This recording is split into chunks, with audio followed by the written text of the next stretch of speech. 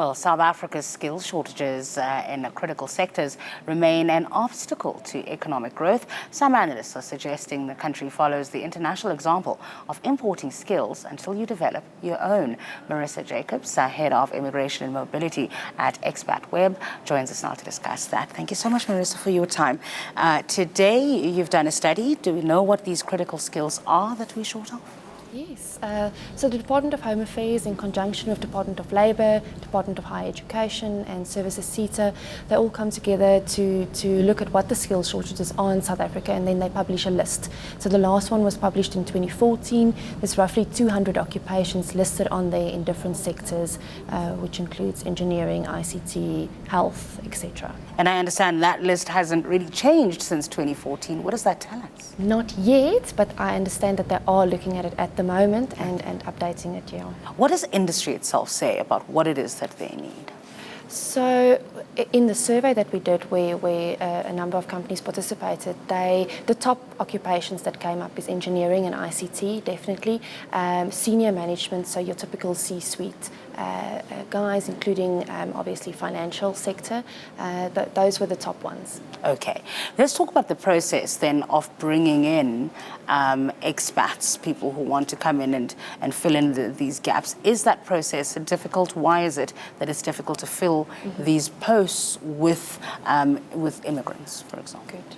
So the Immigration Act provides for bringing in people under Section 19 of the Act. So there's several categories of work visa, mainly three. So intra-company transfers, so those are used by big multinational firms who want to transfer skill from a foreign office to a local office, and that usually goes hand in hand with a skills transfer plan. Then secondly is the critical skills list.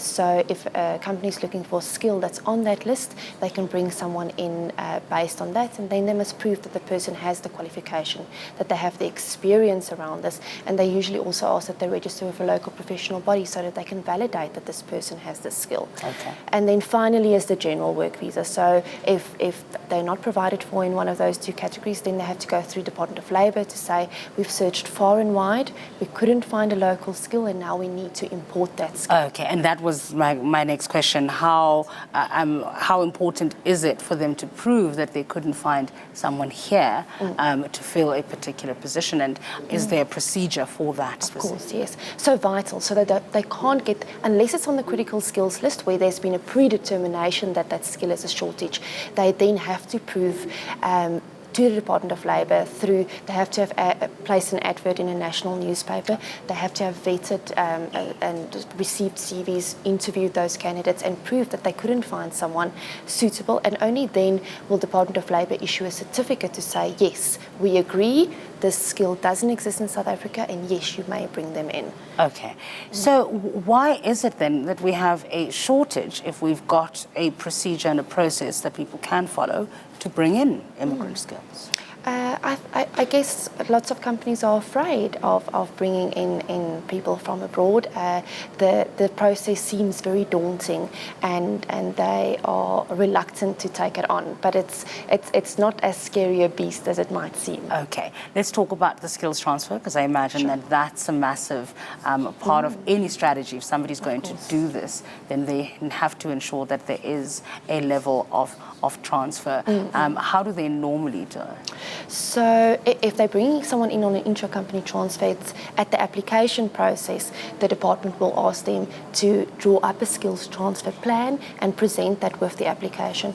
And depending on where they're submitting the application, the embassy will go as far as to ask, have you identified a person who you are transferring the skill to? Can we see their employment contract? And you have to detail in that skills transfer plan exactly what skills this foreign national has and which of those skills is he going to transfer.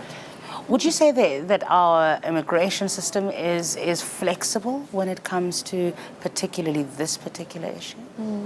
I wouldn't use the word flexible to describe our immigration system. Yeah. No, I don't think it's very flexible, but I think that's why there is regular changes in the Immigration Act and regular review of these critical skills lists so that it can adapt to the changes in the market. All right, we'll leave it there. Thanks for your time.